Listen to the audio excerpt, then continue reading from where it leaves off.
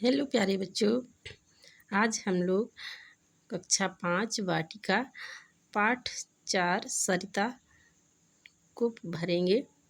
यह लघु सरिता का बहता जल, कितना शीतल कितना निर्मल, हिमगिरी के हिम से निकल निकल, यह विमल दूध सा हिम का जल, कर निनाद कल कल छल छल, तन का चंचल मन का विह्वल, यह लघु सरिता का बहता जल।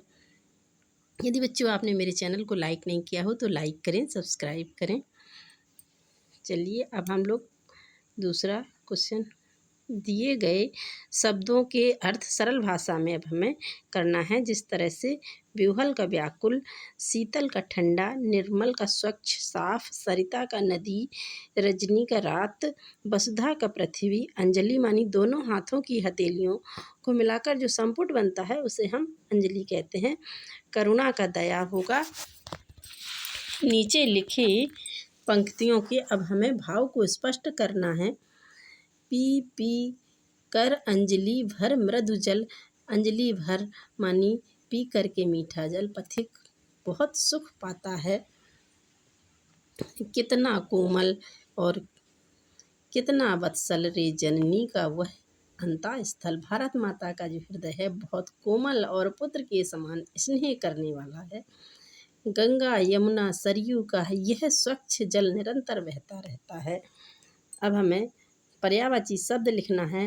पर्वत का पहाड़, गिरी, जल, बारी, पानी, वसुधा का धरती, पृथ्वी, यमुना कालिंद्री कृष्णा, गंगा का भागीरथी, मंदाकिनी देवनदी। अब हमें जल के बारे में जो इस पाठ में आए थे उनको भरना है। क्वेश्चन, कविता में जल शीतल था, निर्मल था, विमल था, दूध सा था, चंचल था, कोमल था। नीचे दिए गए शब्दों के हमें तुकांत शब्द लिखना है। विकल, निकल, तन, मन, पीकर, बीकर, बहता, कहता, जिसका, उसका, कंकड़, झंकड़।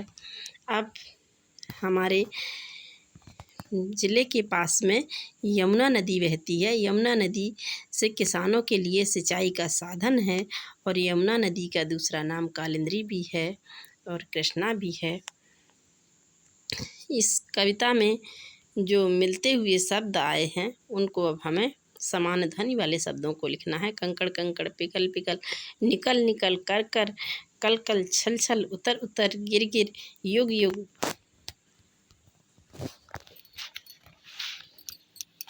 थैंक यू बच्चों, धन्यवाद।